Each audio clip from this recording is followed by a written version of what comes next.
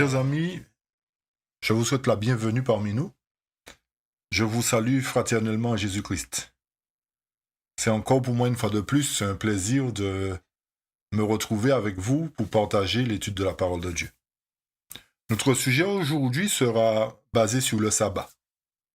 Certains d'entre vous connaissent déjà le sabbat, en quoi ça consiste, ce que c'est, quel est le véritable jour d'adoration, mais nous ferons une autre approche du sabbat.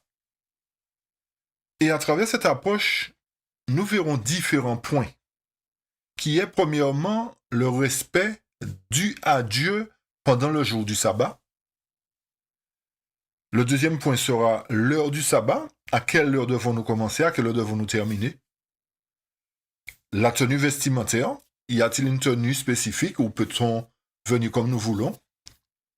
Nos différends avant d'entrer dans le sabbat. Et pouvons-nous dormir le jour du sabbat? Ou pouvons-nous profiter de ce jour pour passer la journée à dormir? Ce sont les points que nous entamerons à travers cette étude. Comme je vous ai dit, que nous aborderons d'une manière différente de ce que vous avez certainement déjà entendu. Mais comme d'habitude, je vous invite à prendre la position avec moi pour la prière, pour invoquer la présence de Dieu. Seigneur éternel, je te dis merci pour tes nombreuses bénédictions et tes nombreux bienfaits envers chacun de nous. Je glorifie ton nom, j'élève ton nom, Seigneur, et je t'exalte par-dessus toute chose, car tu es le Dieu des cieux, le Créateur du ciel et de la terre. Je dépose à tes pieds mes fardeaux, afin que je ne sois pas vu, premièrement, mais que les paroles que j'aurai à prononcer viennent directement de toi, et que cela puisse toucher tous ceux qui auront à l'écouter. Père, ne nous abandonne pas, dirige-nous, car nous vivons une époque où beaucoup de choses sont sur le point de changer. Mais nous croyons qu'avec toi, nous aurons la victoire et nous te remercions de nous conduire et de nous laisser conduire surtout par toi. Bénis chacun et conduis-nous tous, bénis-nous tous, je t'ai prié, Père, dans le nom de Jésus-Christ, ton Fils, et pour ta gloire. Amen. Chers amis, comme je vous ai dit, notre sujet sera basé sur le respect dû à Dieu le jour du sabbat. Quand on parle de respect, on parle d'une forme de soumission à Dieu. Quand on respecte quelqu'un, on le respecte parce que on l'aime premièrement, parce que cette personne a de l'importance pour nous, et c'est pour cette raison que nous lui accordons un respect, parce que cette personne a une certaine notoriété. OK? Pour commencer notre partage, je vais vous inviter à lire avec moi dans Exode, chapitre 20, versets 8 et 11. Exode, chapitre 20, versets 8 et 11. Le texte nous dit ceci. « Souviens-toi du jour du repos pour le sanctifier. Car en 6 jours, l'Éternel a fait les cieux, la terre et la mer et tout ce qui y est contenu, et il s'est reposé le 7e jour. C'est pourquoi l'Éternel a béni le jour du repos et l'a sanctifié. » Le texte nous dit « Souviens-toi ». Quand je dis à quelqu'un « Souviens-toi que nous avions projeté telle chose » ou « Souviens-toi que nous avons rendez-vous tous les samedis » ou tous les dimanches, peu importe. Cela voudrait dire que, comme je lui ai dit qu'on a rendez-vous tous les dimanches, il doit faire des plans pour que le dimanche ou encore le samedi, on puisse se retrouver. C'est pour lui rappeler que nous avons convenu un accord et qu'il doit honorer cet accord. Et le texte nous dit car en 6 jours, l'Éternel a fait les cieux et la terre, la mer et tout ce qui est contenu, et il s'est reposé le 7e jour. Et c'est pourquoi l'Éternel a béni le jour du repos et l'a sanctifié. Chers amis, vous voyez qu'à travers ce texte, le jour de repos que l'Éternel a institué, il a béni ce jour-là. Et non seulement il a béni, il a sanctifié. Autrement dit, ce jour est rendu saint par celui qui l'a créé. Nous poursuivons dans Exode 31, versets 13 et 14 qui nous dit ceci. Parle, toi, aux enfants d'Israël, disant, certes, vous garderez mes sabbats, car c'est un signe entre moi et vous dans toutes vos générations, afin que vous sachiez que je suis le Seigneur qui vous sanctifie. Vous garderez donc le sabbat, car c'est un jour saint pour vous. Quiconque le profanera sera certainement mis à mort, car quiconque fera quelque travail ce jour-là, cette âme sera retranchée du milieu de son peuple. Fin de citation. Le texte nous dit, vous garderez mes sabbats, pour quelle raison? Parce que c'est un signe entre moi et vous. Mais non seulement un signe entre moi et vous, mais vous le garderez dans toutes vos générations. Cela voudrait dire que le fait de garder le sabbat ne s'applique pas à une année, à 2 années, mais s'applique à toutes les générations des enfants de Dieu.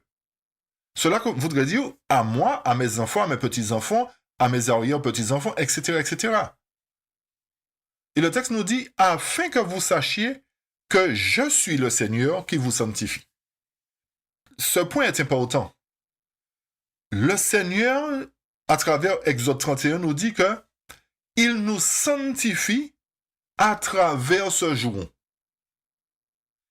Parce que le verset 14 nous dit, vous garderez le sabbat, car c'est un jour saint pour vous. Autrement dit, si le jour est saint, chers amis,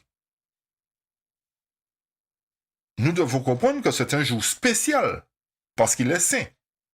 Et d'autant plus qu'il est saint, celui-même qui l'a créé ce jour-là, nous sanctifie à travers ce jour, et d'autant plus encore, lui-même est saint, puisqu'il nous sanctifie à travers ce jour saint. En d'autres termes, chers amis, cela voudrait dire que, en sanctifiant ce jour, nous accordons du respect à celui qui a créé ce jour, parce que lui-même est saint. Vous comprenez? Bien que si nous observons le sabbat pour que le Seigneur nous sanctifie, et à travers ce jour saint, nous devons lui accorder suffisamment de révérence, nous devons avoir envers lui suffisamment de respect, d'adoration, parce que c'est lui le saint qui nous sanctifie. Nous poursuivons dans Ésaïe 56, versets 1, 2 et 5. Le texte nous dit, « Ainsi dit le Seigneur, observez ce qui est droit et pratiquez la justice, car mon salut est près de venir et ma droiture d'être révélée. » Verset 2. « Béni est l'homme qui fait cela, et le Fils de l'homme qui s'en empare, qui garde le sabbat pour ne pas le profaner et qui garde sa main de faire aucun mal. » Verset 5 maintenant. « Je leur donnerai ma maison, et dans mes murs une place, et un nom meilleur que des fils et des filles. Je leur donnerai un nom perpétuel qui ne sera pas retranché. » Fin de citation. Le prophète Ésaïe nous dit, « Ainsi dit le Seigneur, observez ce qui est droit, et pratiquez la justice. Pour quelle raison? Parce que mon salut est près de venir, et ma droiture d'être révélée. » Et le verset 2 nous dit que l'homme qui fait cela, qui observe ce qui est droit, qui pratique la justice, est béni. Il est béni d'autant plus parce qu'il garde le sabbat pour ne pas le profaner. Et en définitive, qu'est-ce qui en découle? L'Éternel nous dit qu'il va nous donner, il va nous donner une place dans sa maison. Et non seulement une place dans sa maison, mais un nom meilleur, un nom éternel. Mais est-ce que ça veut dire que nous devons observer le sabbat pour avoir une récompense? Chers amis, quand vous êtes chez vous, avec vos enfants, vous instituez des lois, vous mettez des ordonnances, vous appliquez des règles aux enfants, et vous voudriez que les enfants observent ces règles, ou observent ces lois, ces préceptes. Mais pour quelle raison voulez-vous qu'ils l'observent? Et pour quelle raison doivent-ils aussi l'observer? Est-ce qu'ils observent les règles parce que vous leur avez promis une récompense? Ou est-ce qu'ils observent les règles parce qu'ils vous aiment ou parce qu'ils ont du respect pour vous?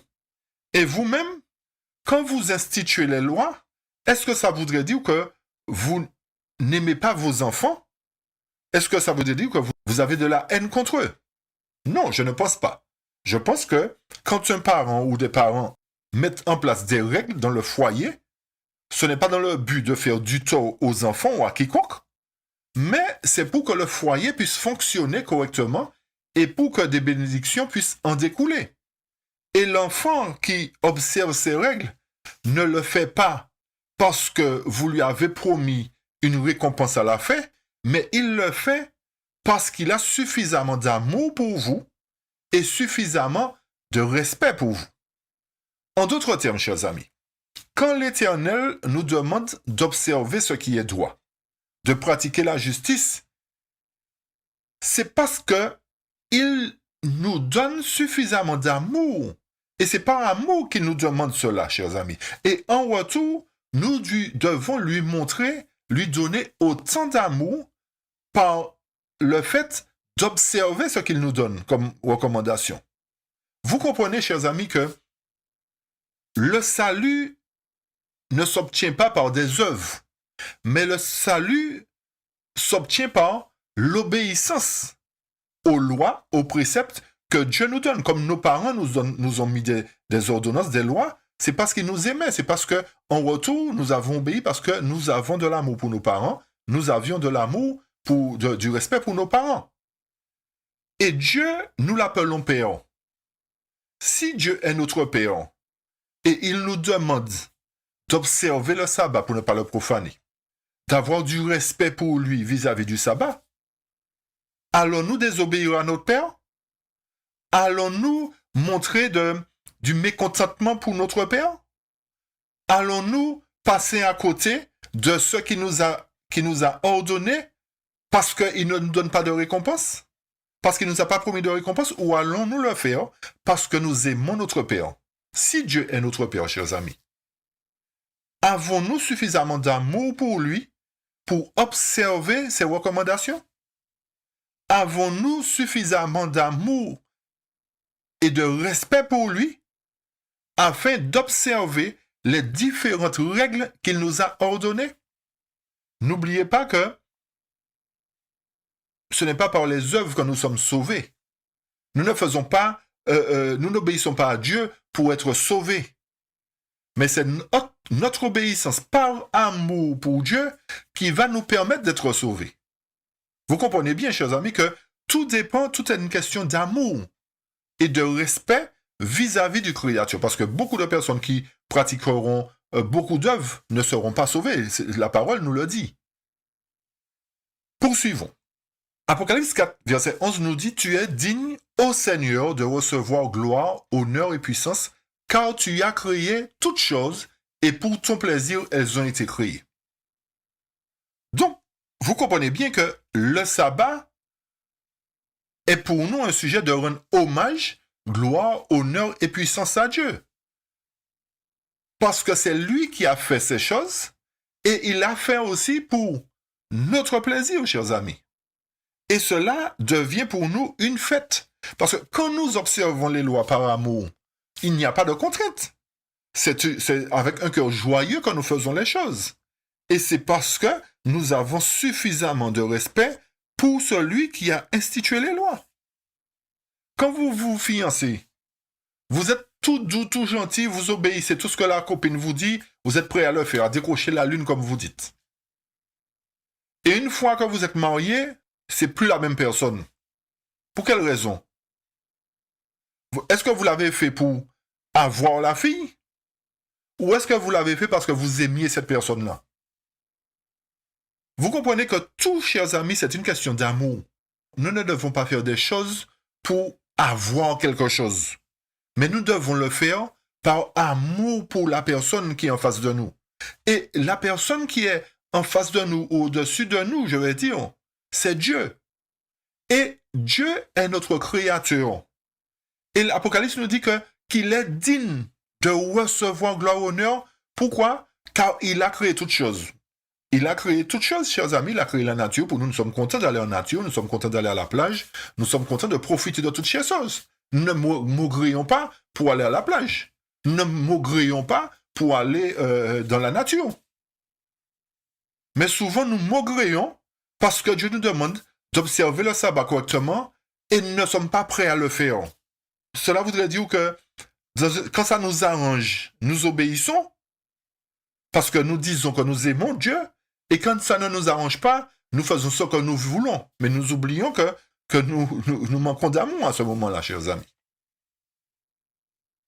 Cela nous amène à considérer, comme je vous ai dit, le respect de ce jour que Dieu a mis à part, c'est-à-dire le sabbat. Est-ce que ce jour-là a une réelle signification pour ceux qui l'observent? Et quel est le respect dû à Dieu à travers ce jour?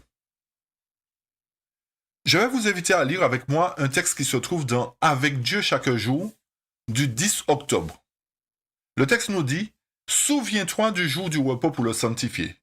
Exode 20, verset 8. C'est ce que nous avons lu un texte similaire tout à l'heure. « Souviens-toi » est placé au début même du 4e commandement.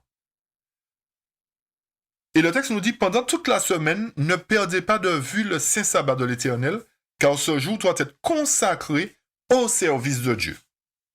C'est le jour où les mains doivent se reposer de toutes les activités terrestres et où les besoins de l'âme doivent être sanctifiés d'une façon spéciale. Le sabbat est une agrafe d'or qui unit Dieu à son peuple. Sanctifier le sabbat, c'est travailler à son salut éternel. » Chers amis, sanctifier le sabbat, c'est quoi? C'est travailler à son salut éternel. Quand nous sanctifions le sabbat, nous nous soumettons aux règles de l'Éternel. Et nous nous soumettons non pas aux contraintes, mais par amour. Et nous devons, pendant toute la semaine, ne pas perdre de vue que le sabbat est saint. Et que ce jour doit être consacré non pas à notre service, non pas à nos œuvres, mais au service de Dieu. Cela voudrait dire que ce jour, pendant ce jour-là, nous laissons tout ce que nous devons faire et venir faire quoi? Sanctifier ce jour avec Dieu. Parce que Dieu le sanctifie, mais il souhaite que nous venions avec lui pour ensemble profiter de ce jour de bénédiction, ce jour saint, pour le sanctifier avec lui. Parce que Exode 31, 14 nous dit « Vous observerez le sabbat, car il sera pour vous une chose sainte. Celui qui le profanera sera puni de mort. Celui qui fera quelque ouvrage ce jour-là sera retranché du milieu de son peuple. » Vous voyez bien que le sabbat est saint. Si le sabbat est saint, qui est l'auteur du sabbat? C'est Dieu. Cela voudrait dire qu'à travers le sabbat, nous observons, nous adorons le Créateur, puisque lui, il est saint. Ce n'est pas un jour que nous adorons comme ça tout simplement, mais à travers ce jour, nous observons, nous accordons le respect qui est dû à Dieu. L'honneur et la gloire qui lui sont dus. Parce que c'est lui qui a créé ce jour et qu'il a dit que ce jour est saint, c'est un jour spécial. Chers amis, si vous m'invitez chez vous et vous me dites que vous allez faire, le jour où vous allez m'inviter sur un jour spécial, cela voudrait dire quoi? Cela voudrait dire que je dois m'attendre à quelque chose d'extraordinaire. Ok? Quand le sabbat pour nous disons que c'est un jour spécial, cela voudrait dire que notre rencontre avec Dieu doit être spéciale. C'est-à-dire, les choses qu'on faisait pendant la semaine, nous ne devons pas les faire pendant le sabbat. Nous devrions avoir une autre attitude, une autre approche, un autre comportement. Cela sous-entend que nous devrions changer de méthode le jour du sabbat. Nous devons comprendre que ce jour, il est saint, il est spécial. Et nous ne devons pas faire les choses comme nous avons l'habitude de faire. Montrer déjà que nous devons montrer à Dieu que nous sommes déjà dans le sabbat, même pendant la semaine. Et lui accorder le respect. N'oubliez pas que ce n'est pas pour des œuvres que nous observons le sabbat, mais c'est par respect pour Dieu, chers amis. C'est par respect pour lui, par amour pour lui. Alors, pourquoi devons-nous avoir du respect à l'égard de Dieu? Parce que son nom est saint et redoutable. Et je vous invite à lire cela avec moi dans Avec Dieu chaque jour du 5 octobre. Le texte nous dit « Son nom est saint et redoutable ». Les noms et les qualificatifs de Dieu ne doivent jamais être prononcés à la légère. Par la prière, nous pénétrons dans la salle d'audience du Très-Haut et c'est rempli d'une sainte frayeur que nous devons nous présenter devant lui. Les anges voilent leur face en sa présence, les chérubins et les séraphins saints et resplendissants s'approche de son trône dans une attitude de profond respect. Nous donc, qui sommes pécheurs, ne devons-nous pas nous approcher de notre Seigneur et Créateur avec une sainte révérence et avec adoration? Chers amis, vous voyez encore une fois que quand nous nous approchons de Dieu par la prière, nous pénétrons dans sa salle d'audience, dans la salle d'audience du Très-Haut, et nous devons être remplis d'une sainte frayeur, pas d'une frayeur craintive, pas une peur, non, mais d'une sainte frayeur. Parce que nous ne devons pas oublier que nous sommes des pécheurs et que nous nous approchons d'un être saint. Quand nous nous approchons d'un être saint, nous devons avoir suffisamment de respect, suffisamment de tenue, suffisamment de révérence et d'adoration vis-à-vis de cette personne qui est sainte. Quand nous allons en face de la reine Élisabeth pour ce que j'ai déjà vu, vous pensez que vous allez devant la reine n'importe comment? Elle va vous faire valser, elle va vous envoyer paître, elle va vous envoyer à l'extérieur tout de suite. Elle va dire, c'est qui ce genre d'individu? Je ne veux pas de cet individu dans mon palais. Non. Pourtant, c'est un homme. C'est un humain. Alors que pour Dieu, nous ne faisons pas cas que Dieu est saint. Nous venons à lui n'importe comment. Chers amis, le texte nous dit dans Conseil à l'Église, à la page 202, ce qui suit. Le respect que nous avons pour Dieu nous est inspiré par le sentiment de son infinie grandeur et de sa présence parmi nous. La présence de l'invisible devait être ressentie profondément par chaque cœur. L'heure et le lieu de la prière sont sacrés car Dieu est là. Et le respect que montre notre attitude influe aussi sur la profondeur de nos sentiments. Son nom est saint et redoutable, déclare le psalmiste. Chers amis, ce texte va nous permettre d'aborder le deuxième point qui est l'heure et le lieu de la prière. Et cela nous amène à considérer l'importance que revêt ce jour pour les croyants d'aujourd'hui. Et le texte nous dit bien que le respect que nous avons pour Dieu nous est inspiré par le sentiment de son infinie grandeur et de sa présence parmi nous. Et nous devrions ressentir cette présence-là profondément dans notre cœur. Pourquoi? Parce qu'à chaque fois que Dieu nous invite, il faut que nous approchions de lui avec le respect le plus total. Qui dit respect le plus total? Dans notre comportement, dans notre habillement, dans notre façon de parler, dans notre façon de nous comporter. Ésaïe 58, verset 13 nous dit, « Si tu retiens ton pied pendant le sabbat pour ne pas faire ta volonté à mon saint jour, si tu fais du sabbat tes délices, et si tu l'honores ne suivant point tes voies, en ne te livrant pas à tes penchants à de vains discours, alors tu mettras ton plaisir en l'Éternel, et je te ferai monter sur les hauteurs du pays, je te ferai jouir de l'héritage de Jacob ton père, car la bouche de l'Éternel a parlé. » Le Seigneur nous dit que nous ne devons pas faire notre volonté le jour du sabbat. Le plus souvent, quand nous venons en adoration devant Dieu, nous prenons des rendez-vous de travail, nous parlons de nos soucis de la semaine, nous parlons de tous nos loisirs, en fait, nous sommes en train d'envoyer des messages pour notre patron alors que nous travaillons sur nos téléphones alors que nous sommes en adoration vis-à-vis de Dieu ce jour du sabbat. Et nous pensons et nous disons que nous sommes des observateurs, nous avons du respect envers Dieu. Chers amis, on ne se moque pas de Dieu. On ne se moque pas de Dieu. Si pendant le sabbat, nous nous livrons à tous nos penchants, comme si ce jour-là, c'est un jour banal pour nous, c'est un jour comme tous les autres jours, chers amis, notre place n'est pas là. Nous nous trompons nous-mêmes. Nous nous trompons et nous attirons la malédiction parce que ce qui est contraire de la sainteté, c'est la malédiction. Alors, n'attirons plus de malédiction sur nous, mais recevons les bénédictions de l'Éternel à travers ce jour, chers amis. Puisque le sabbat est un jour saint, un jour mis à part pour un usage saint.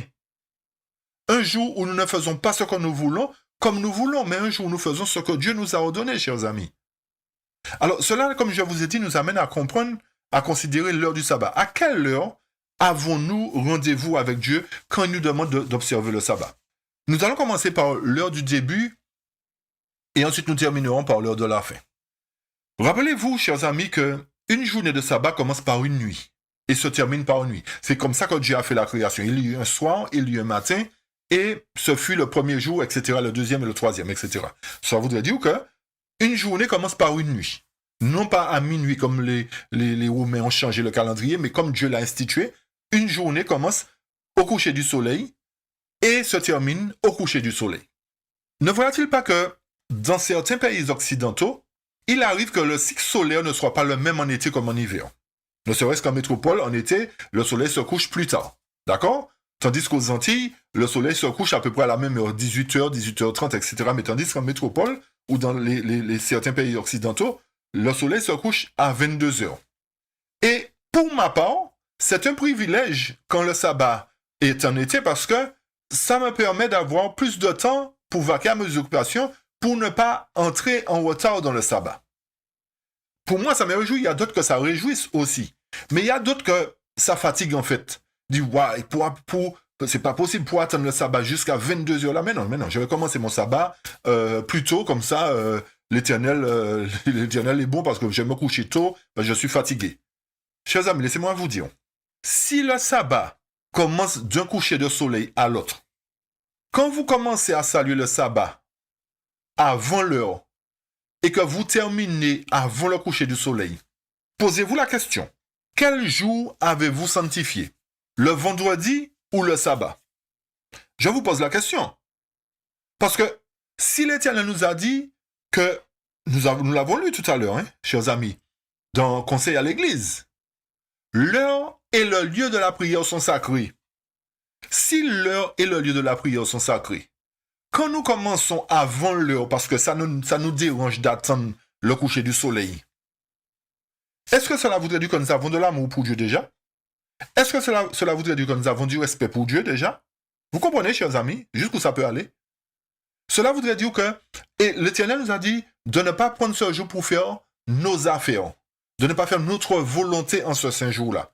Quand nous décidons d'observer le sabbat comme nous voulons, à l'heure où nous voulons, et comme je dis, si le sabbat c'est au coucher du soleil du vendredi soir jusqu'au coucher du soleil le samedi soir, d'accord? Cela voudrait dire que quand vous observez, quand vous n'attendez pas l'heure, vous faites avant l'heure, vous devenez à ce moment-là des adorateurs du vendredi.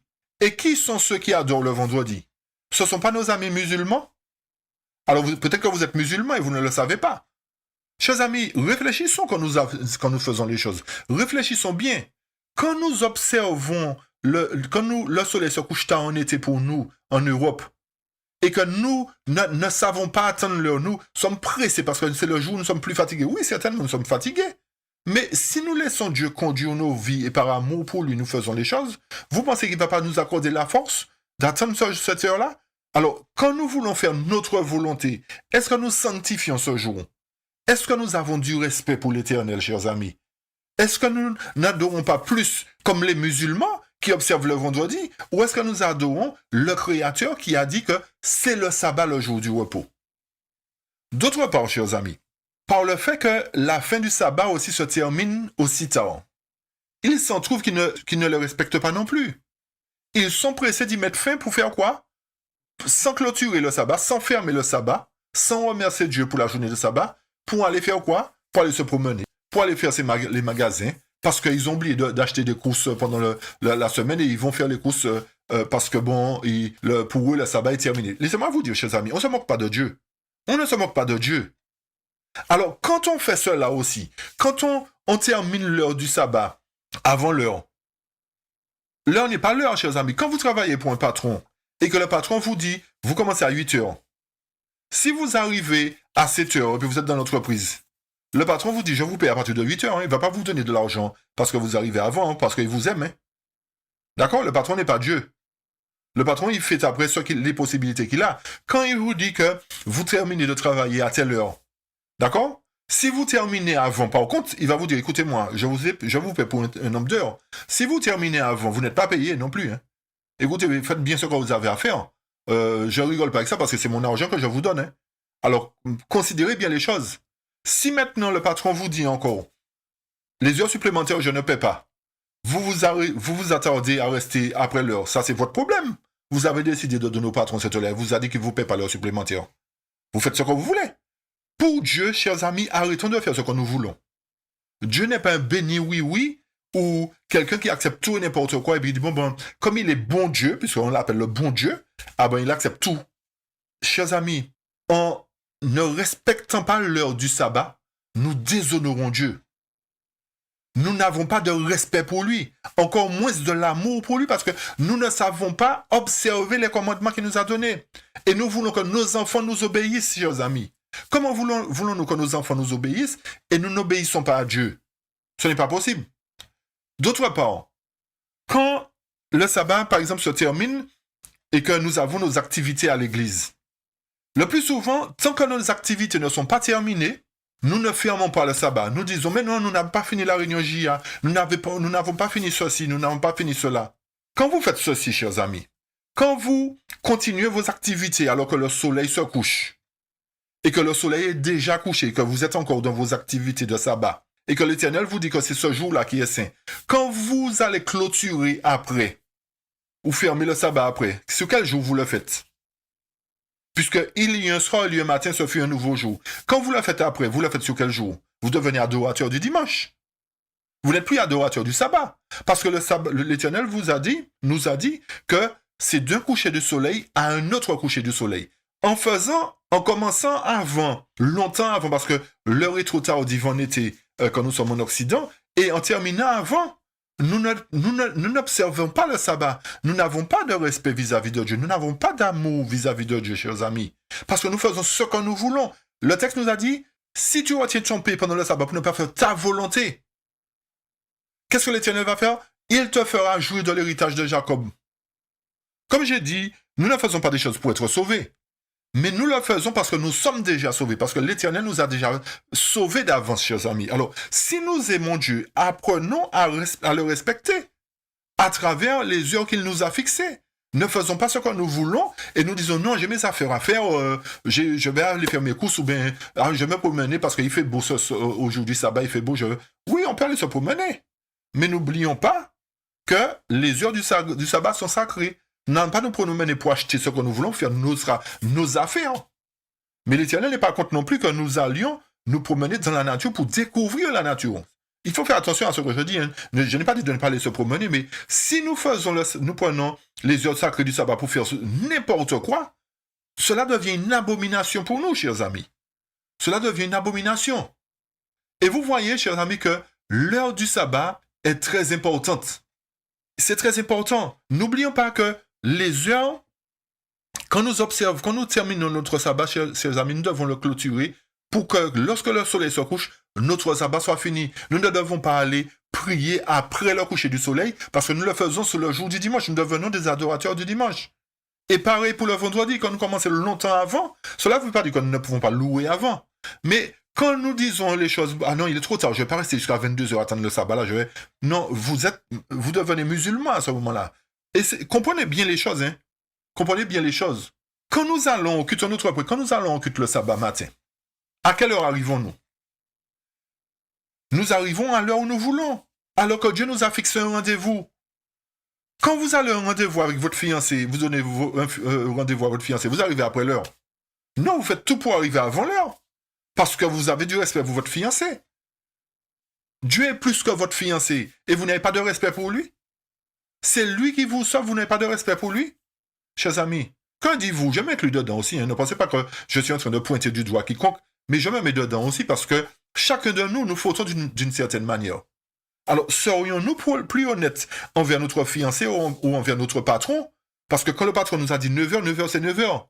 Si tu arrives après l'heure, ben, il va déduire sur ton salaire. Est-ce que nous avons plus de respect pour les hommes? Nous faisons tout notre possible pour arriver à l'heure, même s'il neige. Nous partons plus tôt parce qu'il neige. Mais quand c'est le sabbat, ouah, je suis trop fatigué. Ah non, je vais pas, c'est trop, ah non, il fait trop froid. Je vais pas me réveiller tôt pour aller au sabbat. Ah non, non, non, non, c'est trop, hein. Chers amis, si nous avons de l'amour et du respect pour le Créateur, nous allons faire tout notre possible pour respecter les choses qu'il nous a demandées. N'allons pas faire ce que nous voulons. Arrêtons de faire ce que nous voulons. Il est temps d'arrêter. Pendant trop d'années, nous avons fait ce que nous voulons. Il est temps d'arrêter, chers amis. Et nous poursuivons. Nous allons lire un texte qui se trouve dans Conseil à l'Église, sur à la page 211-212 concernant l'observation du sabbat. Le texte nous dit, nous devons veiller jalousement sur le commencement et la fin du sabbat. Le texte nous dit quoi, chers amis? Nous devons veiller jalousement sur le commencement et la fin du sabbat. Souvenons-nous que chaque instant de ce jour est saint consacrés au Seigneur. Et le texte poursuit et nous dit, au coucher du soleil de la fin du sabbat, que la prière et le chant d'un cantique marquant la fin des heures sacrées et sollicite la présence de Dieu pour la semaine de labeur qui va commencer. Cela voudrait dire que lorsque nous clôturons, nous fermons le sabbat, nous mettons fin au sabbat, nous devons le faire pour que lorsque le soleil se couche, nous soyons déjà, le sabbat soit terminé pour nous et pour pouvoir commencer la semaine. Mais remarquez bien, le texte ne nous dit pas quand vous commencez la semaine au coucher du soleil, quand vous commencez, non, au coucher du soleil de la fin du sabbat. Vous comprenez bien, chers amis, et que le texte est clair, et le texte nous dit, nous devons veiller jalousement sur le commencement et la fin du sabbat. Le plus souvent, nous ne faisons pas ça, nous ne commençons pas à l'heure, nous ne finissons pas à l'heure, nous faisons ce que nous voulons. Chers amis, encore une fois, quel respect avons-nous pour Dieu? Quel amour avons-nous pour Dieu? Nous allons aborder maintenant l'autre point, puisque j'espère que ce point-là a été suffisamment clair pour vous. Nous allons aborder maintenant le point concernant nos différends.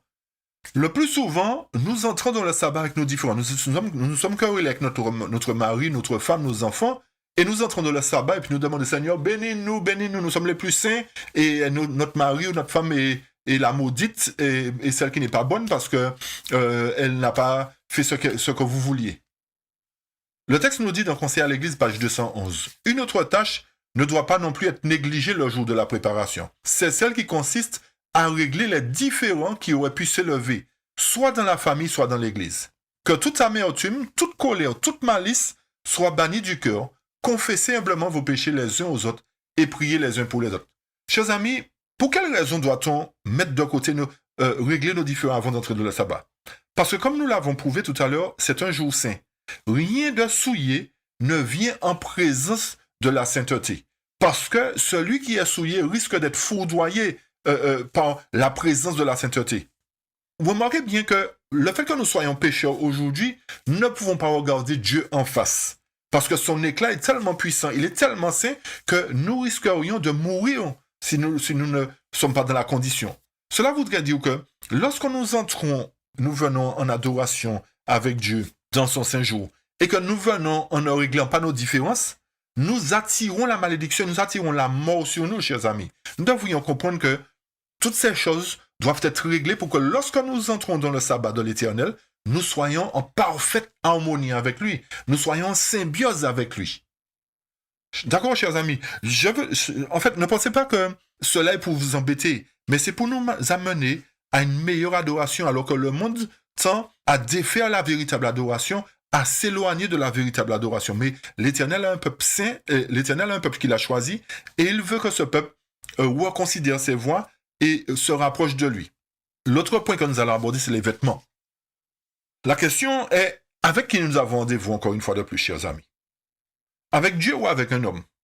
Nous respectons les hommes de par leur rang social. Et si nous sommes invités par ces hommes-là, nous nous appliquons à avoir une tenue correcte. Nous savons le plus souvent quelle tenue choisir quand nous allons dans un mariage ou dans un banquet. Et même pour un rendez-vous de travail, nous ne mettons pas n'importe quoi. Et il y a des lieux mondains où nous allons, et si nous n'avons pas une tenue correcte ou une tenue de soirée, la porte nous est fermée, chers amis. Si c'est avec Dieu que nous avons rendez-vous, que représente-t-il pour nous à ce moment-là? Et où est le respect qui lui est dû s'il est roi? Chers amis, tout cela doit nous faire réfléchir à savoir que la semaine, nous faisons déjà ce qui nous plaît. Nous nous habillons pour la plupart comme nous voulons. Et si nous avons un travail qui nécessite une cravate ou une veste pour les hommes, ou pour les femmes, une tenue appropriée ou des bas, etc., comme dans certains pays anglophones, nous respectons notre employeur par risque de réprimande. Mais si nous avons de l'amour et du respect pour Dieu, chers amis, ne ferons-nous pas plus que cela? Ne ferons-nous pas autant? Le texte nous dit dans Conseil à l'Église à la page 205, « Habillez-vous de telle sorte que Dieu soit l'objet de vos pensées. » Le texte nous dit « Tous les membres devraient apprendre à être propres et soignés dans leur tenue, sans toutefois se laisser aller à une parure extérieure qui n'est pas de bon ton à l'Église. On devrait éviter l'ostentation qui encourage l'irrévérence, et l'attention des gens est souvent attirée par quelques beaux vêtements, donnant ainsi naissance à des pensées qui ne devraient pas avoir place dans l'esprit des adorateurs de Dieu. Le Seigneur doit être l'objet des pensées, le culte et tout ce qui détourne l'esprit du service solennel et sacré lui est une offense. Vous comprenez, chers amis, que tout ce qui détourne l'esprit du service solennel et sacré est une offense à Dieu, chers amis. Quand nous mettons des vêtements extravagants et que nous arrivons après l'heure, qu'est-ce qui se passe? Tous les regards se tournent vers nous. Quand les regards se tournent vers nous et que nous avons un vêtement extravagant, qu'est-ce qui se passe? L'attention n'est pas détournée du Créateur, mais c'est le travail de l'ennemi. Nous sommes en train de faire le travail de l'ennemi en nous habillant d'une manière ostentatoire. Nous mettons toutes sortes de vêtements extravagants sur nous et puis, oui, nous sommes dans la mode, nous sommes contents. Dieu, c'est un Dieu de mode. Chers amis, arrêtons de prendre Dieu, comme je vous ai dit, pour un béni oui. Hein. Il faut qu'on arrête avec ça. Tout ce que nous faisons là va retourner contre nous. Il faut qu'on prenne conscience que c'est devant l'Éternel qu'on arrive, qu'on vient. Et n'oubliez pas que on juge généralement une personne d'après ses habits et la façon de les porter. Et nous jugeons le caractère d'une personne par sa façon de vêtir. Une femme modeste et pieuse s'habille avec modestie, et cela est tiré d'un conseil à l'église, à la page 145, chers amis. Nous jugeons quelqu'un d'après son apparence, d'après le vêtement qu'elle porte. Vous reconnaissez facilement SDF, parce que ses vêtements sont débraillés, ses vêtements sont sales, ses vêtements sont déchirés. Quand vous croisez quelqu'un dans la rue avec veste cravate, vous dites, ah, celui-là doit être un fonctionnaire, celui-là doit être ceci, il doit être cela, un homme de la haute, etc. Vous savez reconnaître une prostituée, parce qu'elle a toutes les cuisses dehors, elle a les seins au balcon, etc. Elle a les fesses dehors, etc. Chers amis, nous devons comprendre que Dieu nous a choisis parce que nous sommes un peuple mis à part et que nous lui devons respect. Nous devons respect, honneur, amour à Dieu pour ce qu'il a fait pour nous. Et même au culte, chers amis, beaucoup ne savent pas comment se comporter au culte. Et c'est ce que le texte conseil à l'Église nous dit à la page 146. Beaucoup ne savent pas se comporter au culte le jour du sabbat. Ne nous présentons pas devant le Seigneur en habit de travail. Ayons un vêtement convenable pendant que nous nous rendons au culte dans la maison du Seigneur. Et bien que nous ne devions pas nous conformer aux usages du monde, il ne faut pas que notre mise soit négligée quand même. Les enfants de Dieu doivent être purs intérieurement et extérieurement. Vous comprenez bien que l'Éternel attend de nous que nous soyons purs intérieurement et extérieurement. Et concernant le culte, effectivement, nous nous habillons vraiment le plus souvent, quand nous allons au culte, on nous a dit que c'est un jour de la semaine. C'est un jour comme tous les autres jours. Dans le passé, on reconnaissait les véritables adorateurs du sabbat par leur tenue vestimentaire, chers amis. On les observait, on savait que ces gens étaient des observateurs du sabbat. Aujourd'hui, personne ne peut faire la différence. Parce que nous avons dévié et nous avons suivi les coutumes du monde. Le plus souvent, quand nous venons en adoration, le sabbat, n'oublions pas que c'est un rendez-vous que nous avons avec Dieu. Et Dieu, c'est le roi des rois, c'est pas la reine Elisabeth, hein. C'est pas Emmanuel Macron, peu importe, hein. C'est pas Donald Trump, hein. C'est le roi des rois. Quand nous venons devant Dieu, nous devons avoir une tenue correcte, chers amis. Pourquoi? Parce que Matthieu 18, verset 20 nous dit, car là où 2 ou 3 sont assemblés en mon nom, je suis au milieu d'eux. Aujourd'hui, nous vivons à une époque de confinement. OK? Le plus souvent, quand il y a confinement strict, nous ne pouvons pas aller à l'église ou adorer. Cela voudrait dire que nous offrons notre adoration à Dieu dans notre demeure. Et on va dire que, en quelque part, cette fois-ci, c'est nous qui invitons Dieu chez nous. Nous invitons Dieu chez nous, et quand nous invitons Dieu chez nous, nous sommes en pyjama, dans le sabbat, nous sommes en pyjama, d'accord? Nous sommes en petit bretelles, les seins à l'air, et puis nous offrons un culte à Dieu, nous sommes dans le sabbat, et puis parce que nous sommes chez nous, eh bien, nous n'avons pas le même respect. Chers amis, arrêtons de se moquer de Dieu, comme je vous ai dit. Le sabbat, c'est un jour sacré. C'est pas parce que le temple est fermé que vous restez chez vous faire le sabbat que ce jour-là est moins sacré chez vous et moins sacré. Vous attirez chez vous l'Éternel. Et quand l'Éternel vient chez vous, il sanctifie le lieu de sa présence. Et il vous sanctifie à travers ce jour. Si vous restez chez vous le jour du sabbat pendant le confinement et que vous vous habillez n'importe comment, est-ce que ce n'est pas une abomination pour Dieu, chers amis? Parce que l'Éternel est invité chez vous. Vous invitez l'Éternel à venir et vous restez habillés n'importe comment? En petit short, les petits t-shirts Adidas, petits débardeurs. Chers amis, arrêtons de se moquer de Dieu. Arrêtons de se moquer de Dieu, chers amis. L'Éternel ne prend pas plaisir à ce genre de choses. Vous invitez le roi des rois chez vous et vous êtes en tenue. Les cheveux ne sont même pas coiffés le plus souvent. Les dents ne sont pas brossées. Et puis vous invitez Dieu dans le sabbat chez vous parce que vous êtes en confinement. Et puis vous pensez que Dieu va accepter, va venir chez vous. Et puis nous disons enfants de Dieu. Chers amis, les prostituées vont nous devancer dans le royaume, mais si nous n'avons pas compris ça, cherchons à comprendre ce que ça veut dire. Cherchons à comprendre ce que ça veut dire. Parce que Dieu n'accepte pas n'importe quoi. Le temps est venu aujourd'hui de reconsidérer nos voies, chers amis. Le temps est venu de reconsidérer nos voies. Le temps n'est pas venu pour faire ce que nous voulons comme nous voulons. Parce que nous sommes en confinement, nous nous habillons n'importe comment chez nous. Et nous disons que le roi de gloire est avec nous et chez nous. Le texte nous dit que là où 2 ou 3 sont assemblés en mon nom, je suis au milieu d'eux. Comment l'Éternel peut venir au milieu de nous alors que notre attitude, notre tenue vestimentaire n'est pas correcte? Alors qu'il nous a dit que notre tenue doit être décente devant lui. Si les anges voient leur face en adoration devant Dieu, nous sommes moins que les anges et nous pensons que Dieu va accepter notre adoration. Et nous disons que nos affaires ne marchent pas, chers amis. Chers amis, Message choisi, volume 2, page 533 nous dit ceci. Mais le Nouveau Testament nous rappelle fréquemment l'exemple de l'ancien Israël. Si Dieu a donné des instructions si précises à celui-ci à propos du vêtement, va-t-il se désintéresser du vêtement de son peuple à notre époque? Ce vêtement ne devrait-il pas se distinguer de celui du monde? Est-ce que le peuple de Dieu, son trésor particulier, ne devrait pas chercher à glorifier Dieu, même dans le vêtement, chers amis? Ne me dites pas que c'est du fanatisme. C'est Dieu qui dit sa parole. C'est pas moi qui dis. Je répète ce que Dieu dit, chers amis. Ce n'est pas du fanatisme. Dieu nous demande d'avoir, comme au temps d'Israël ancien, d'avoir des vêtements corrects. Aucun sacrificateur ne venait avec un vêtement déchiré ou sale devant l'Éternel, sinon il était foudroyé. Il était rejeté. Aujourd'hui, parce qu'il y a grâce, nous pensons que nous pouvons faire n'importe quoi. Et que nous sommes toujours dans le plan de Dieu.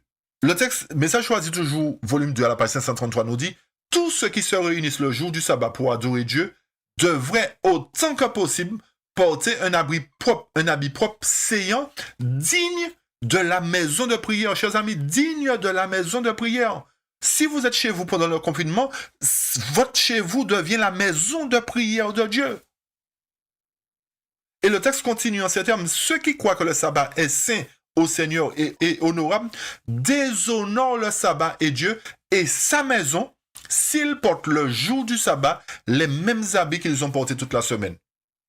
Alors, chers amis, comprenez bien que quand le sabbat commence à un coucher du soleil et que, en fait, c'est un rendez-vous que nous avons avec Dieu au commencement du sabbat. Quand nous nous permettons de nous habiller n'importe comment, est-ce que nous honorons le rendez-vous que nous avons avec Dieu? Et c'est là qu'il faut comprendre que c'est important, notre entrée dans le sabbat, notre adoration dans le sabbat. Quand nous commençons le sabbat, notre tenue aussi doit être correcte parce que nous entrons dans le sabbat. Le sabbat n'est pas le samedi matin seulement, chers amis. Et beaucoup font l'erreur de s'habiller, entre guillemets, certains, correctement le samedi matin. Et puis le vendredi, quand on entre dans le sabbat, nous sommes habillés anti-caleçon, nous sommes habillés n'importe comment. Quel honneur faisons-nous à l'Éternel? Quel honneur avons-nous vis-à-vis de ce jour, vis-à-vis du Créateur? D'autant plus que nous avons tellement changé les choses que, en fait, le samedi matin devient pour nous le jour, la partie la plus sacrée et le reste n'est pas sacré. Le samedi après-midi, quand nous revenons au temple, nous avons déjà changé de vêtements, nous avons déjà mis nos tenues de la semaine. L'Éternel nous dit que notre tenue de la semaine, nous ne devons pas les prendre venir le sabbat. Alors, cela voudrait dire que les choses ont tellement été déréglées que nous faisons du sabbat matin le jour, la partie la plus sainte, et le samedi après-midi, c'est pas saint. D'accord? Nous venons nous habiller n'importe comment, nous parlons n'importe comment, nous faisons n'importe quoi, et nous disons que nous sommes observateurs du sabbat, ou d'autant plus, quand nous entrons dans le sabbat, nous ne nous habillons pas correctement, nous sommes négligents, chers amis. Le sabbat est saint d'un coucher du soleil à l'autre. Ne pensons pas que lorsque le culte est fini, nous entrons chez nous, nous devons revenir avec nos tenues de la semaine l'après-midi. C'est toujours en présence de Dieu que nous sommes. C'est toujours dans le même sabbat saint que nous sommes, chers amis. C'est toujours la même chose. Restons honorables devant Dieu ce jour-là. Si vous êtes invité pour une journée spéciale chez un homme de la haute, s'il ne vous donne pas l'ordre de vous changer, vous allez vous changer? Vous allez, ou allez-vous respecter chez la personne en restant habillé d'une manière courtoise, d'une manière digne? Chers amis, nous donnons plus de priorité aux hommes qu'à Dieu. Et nous ne nous rendons même pas compte. Le plus souvent, les hommes ont plus de valeur que Dieu. Nous avons plus crainte. Nous craignons plus les hommes que Dieu. Il est temps pour nous de changer ces choses. Il est temps pour nous d'arrêter ces choses-là. Parce que si nous nous présentons devant un ami bien vu dans le monde, et nous nous présentons avec un vêtement quelconque, ça ne va pas plaire à cet ami-là. Il sera déshonoré, surtout s'il nous invite dans un lieu où c'est des gens de la haute qui sont... Bon, on va arrêter avec les gens de la haute, mais si c'est un lieu où il y a des gens qui ont une certaine culture, qui ont une certaine noblesse, nous n'allons pas venir n'importe quoi, parce que nous serons là risés et nous allons faire honte à cet ami qui nous a invités. Si Dieu est notre ami, quel respect, quel honneur avons-nous pour lui? Quel amour avons-nous pour lui, chers amis? Nous venons habiller n'importe comment dans ce rendez-vous que cet ami-là nous a donné qui est Dieu. Et nous honorons nos amis terrestres, mortels, plus que leur créateur. Et nous respectons cet ami-là au point de venir vestir, de venir avec super chemise, manches longues, etc. Et puis quand c'est le sabbat, le véritable ami, nous venons en t-shirt, toutes sortes de t-shirts avec toutes sortes de logos dessus, toutes sortes de dessins dessus qui ne représentent pas Dieu, chers amis.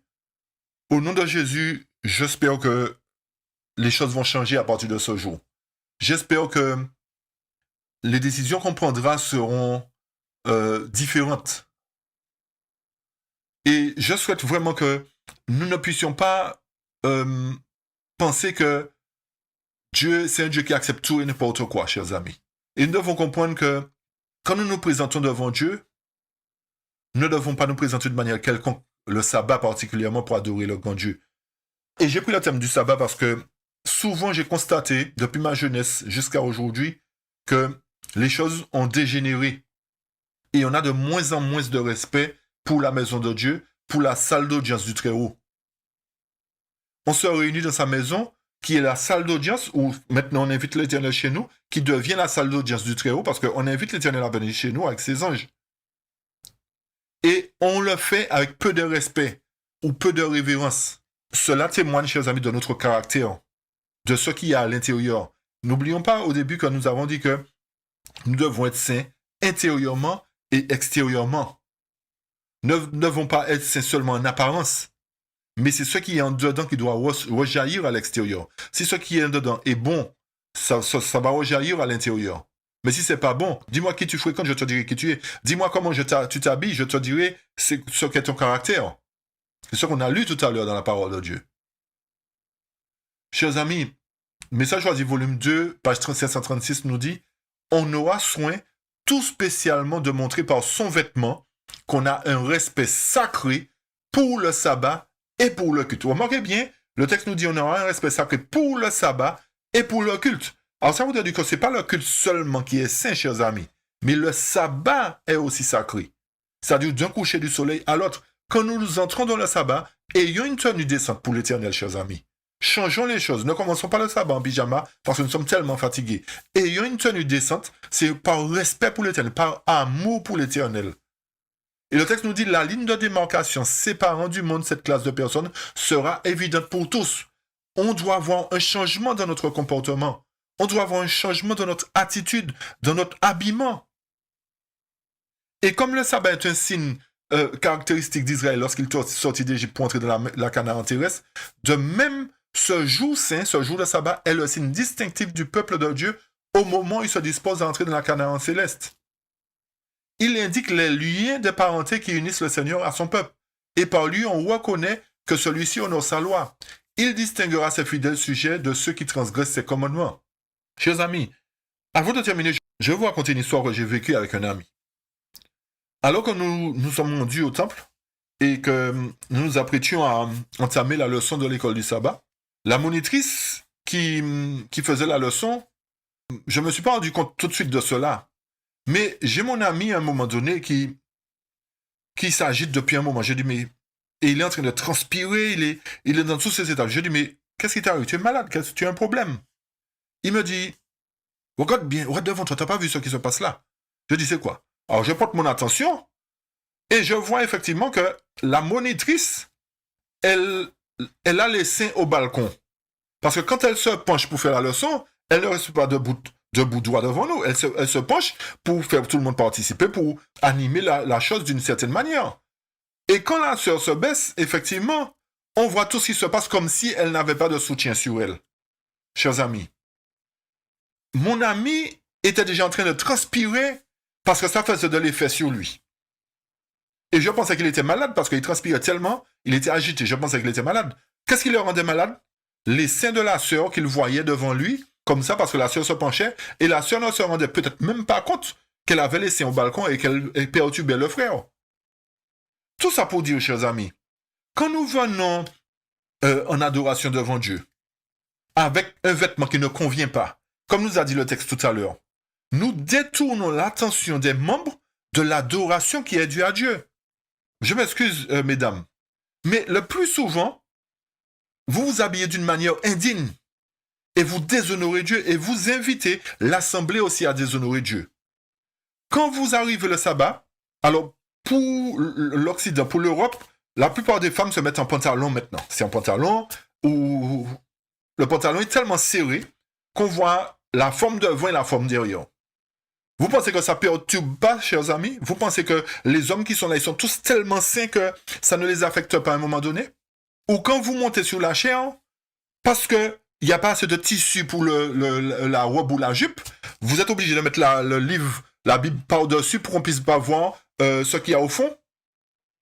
Chers amis, si vous n'avez pas assez d'argent pour acheter tout le tissu, demandez à quelqu'un de vous aider pour acheter tout le tissu pour que vous soyez habillés d'une manière décente.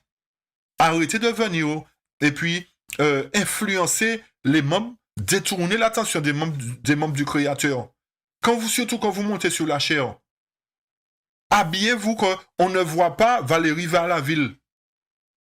Arrêtez de mettre des livres sur vos cuisses pour cacher parce que vous savez que votre jupe est courte. Ou bien parce que ça monte, vous tirez et descendez à chaque fois parce que le tissu est court. Chers amis, si nous sommes représentants de Dieu, ayons une tenue correcte qui est digne de Dieu, qui est digne du Créateur. Ne faisons pas les choses comme nous voulons pour perturber. En fait, nous devenons des perturbateurs dans le lieu d'adoration. Et l'Éternel nous dit que quand nous venons dans le lieu d'adoration, nous devons laisser l'ennemi dehors, nous devons laisser tout ce qui entrave l'adoration à l'extérieur. Mais quand nous venons habillés, comme je dis, je n'ai rien contre les femmes, hein, chers amis. Je n'ai rien contre vous, mesdames. Mais respectez Dieu un petit peu plus. Arrêtez de mettre des choses pour que les hommes vous voient. Si vous êtes déjà marié, vous n'avez rien à prouver. Vous n'avez rien à prouver. C'est pas quand vous allez vous mettre vos pantalons super serrés que vous allez avoir un meilleur homme ou un meilleur mari si vous n'avez pas encore. Et si vous avez un mari, c'est un déshonneur pour le mari de vous présenter comme ça devant les autres hommes. Reconsidérez-vous, voyez un peu. Et arrêtez de faire des choses pour plaire aux autres. Plaisez à Dieu d'abord. Conseil à l'Église à la page 196 au chapitre 44 nous dit « Tous les membres de l'Église, s'ils sont fils et filles de Dieu, devront se plier à une discipline avant de pouvoir être la lumière du monde. Dieu ne peut se servir d'hommes et de femmes qui se plaisent dans les ténèbres, qui ne font aucun effort pour se rapprocher de la source de lumière. Ceux qui sentent leur misère et font tout ce qu'ils peuvent pour sortir de leur état tout en adressant au ciel de ferventes prières sont assurés du secours d'en haut. Chers amis, l'Éternel est prêt à nous secourir si nous sommes en difficulté. L'Éternel est prêt à nous tendre la main afin de nous aider à changer. Il faut que nous puissions nous plier à une discipline avant de pouvoir être la lumière du monde. Comment voulons-nous attirer les gens alors que nous ne représentons pas Christ? Un autre exemple encore. Une fois, il y avait un programme spécial dans mon église et il y a une femme qu'on avait invitée, une amie que notre ami avait invitée. Et cette femme avait fait des préparatifs, elle avait acheté de beaux vêtements parce qu'elle sait que, en général, elle a toujours connu ces adorateurs-là comme des gens qui s'habillaient bien. Elle a fait des dépenses, elle est venue superbement bien habillée. Et quand elle vient, lors du programme, elle est tellement déçue qu'elle n'arrive pas à suivre le programme. Elle est perturbée. Pourquoi? Parce qu'elle se dit, mais elle ne pensait pas que les gens avaient changé du tout au tout pour s'habiller de cette manière. Elle a dit que si elle savait que c'est comme ça que les sœurs s'habillaient à l'église, elle n'aurait pas fait tout ça de dépenses pour perdre son temps pour venir à l'église. Parce que pour elle, elle avait une conception des adorateurs qui étaient là. Pour elle, c'était des gens qui s'habillaient correctement. Et il a été déçu. Chers amis, quand quelqu'un comme ça est déçu, est-ce que c'est facile après de la ramener? Non, parce que nous lui avons fait du mal. Et quand nous avons fait à quelqu'un comme ça du mal, qu'est-ce que l'ennemi fait par derrière? Il continue à dire, mais non, c'est pas la peine. Tu vois, tu as bien vu comment ces gens-là sont. Ça sert à rien d'aller là. Tu vas perdre ton temps encore. Vis ta vie comme tu le veux. C'est pas une âme que nous avons perdue, chers amis? C'est pas une âme que nous avons donnée à l'ennemi? Nous devons réfléchir aux conséquences de nos actes. Nous devons réfléchir à tout ce que nous faisons, chers amis. Il nous faut apprendre beaucoup afin de pouvoir désapprendre davantage. Si nous ne faisons pas cela, nous ne pourrons pas changer. Et le dernier volet pour terminer, c'est le sommeil pendant le sabbat. Est-ce que le sabbat est fait pour dormir ou pas? Je vais vous lire les deux textes et nous allons terminer, chers amis. Le texte nous dit que, dans Témoignage pour l'Église, volume 1, page 331, au chapitre 55, ce qui suit. Personne ne devrait se sentir libre de gaspiller des heures sanctifiées. Il déplaît à Dieu que ses enfants passent une grande partie du sabbat à dormir. On déshonore le Créateur en agissant ainsi et on montre par l'exemple que les 6 jours ouvrables sont trop précieux pour les passer à se reposer. On veut gagner de l'argent, même aux dépens du sommeil nécessaire. Aussi rattrape-t-on le temps perdu le jour du sabbat. On s'excuse en disant « Mais non, le sabbat a été donné comme jour de repos. » Le texte poursuit et nous dit « Ceux qui agissent ainsi font un mauvais usage du jour sanctifié par le Seigneur. Ils devraient tout particulièrement ce jour attirer l'attention des leurs sur l'observation du 4e commandement et s'assembler avec leurs frères et sœurs, que ceux-ci soient nombreux ou non. Il faut vouer son temps et ses énergies à l'exercice spirituel afin que la divine atmosphère dans laquelle baigne le sabbat puisse aussi se répandre sur le reste de la semaine. Le sabbat est le jour propice entre tous pour les pensées et les sentiments religieux. » Fin de citation. Chers amis, nous devons comprendre que le sabbat non plus n'est pas fait pour dormir. Et le plus souvent, il y a des gens qui disent « Mais le sabbat, c'est le jour du repos. » C'est le jour du repos. Oui, c'est le jour du repos que l'Éternel a institué pour que nous puissions passer du temps avec lui. C'est-à-dire reposer de nos œuvres pendant la semaine pour avoir un rendez-vous avec lui pendant toute une journée. Toute une journée de nuit et de jour, c'est-à-dire du commencement du sabbat à la fin du sabbat. C'est ça qu'on appelle le jour du repos, c'est-à-dire arrêter ses œuvres et venir rendre un hommage à Dieu le Créateur. C'est ça le jour du repos. C'est pas un jour du repos pour dire que c'est un jour où on va dormir. C'est un jour de rendez-vous avec Dieu parce qu'il est saint et parce qu'il a sanctifié ce jour et qu'à travers ce jour, il nous rend saints. Alors, en restant dormir toute la journée, est-ce que nous recevons les bénédictions de Dieu? Non. Puisqu'on déshonore le Créateur en agissant ainsi, chers amis.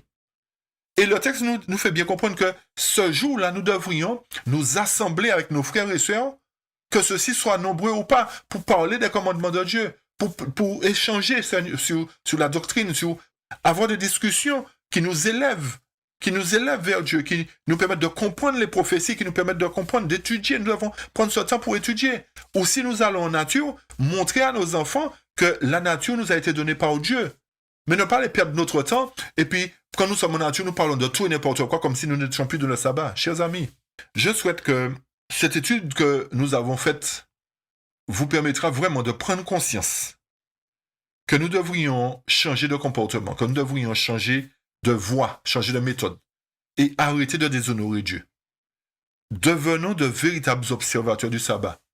Parce que n'oublions pas que nous avons lu que le sabbat lors de la sortie d'Égypte a été pour eux un moment spécial, un moment où ils devaient rencontrer Dieu, où ils devaient bénéficier de la terre, la Canaan. L'Éternel nous a montré à travers la parole inspirée que de même, la véritable adoration du sabbat sera pour nous un moyen d'entrer dans la Canaan céleste. Comme je vous ai dit, nous ne devons pas être observateurs du sabbat pour avoir quelque chose, mais nous devons être observateurs du sabbat parce que nous aimons le Créateur du sabbat. Parce que nous croyons que à travers ce jour du sabbat, il a des bénédictions pour nous. Et que ces bénédictions vont nous permettre de passer la semaine qui va commencer avec force, avec sérénité. Nous serons plus forts pour affronter les difficultés de la semaine. Puisse l'Éternel vraiment nous bénir, chers amis. Puisse-t-il nous bénir et nous combler de ses bienfaits, et que chaque jour nous puissions nous remettre en question et marcher de sanctification en sanctification, afin que nous soyons de meilleurs enfants, de meilleurs ouvriers, de meilleurs serviteurs pour Dieu. Que son nom soit exalté et béni et que toute la gloire lui revienne dès maintenant et pour toujours. Amen. Amen.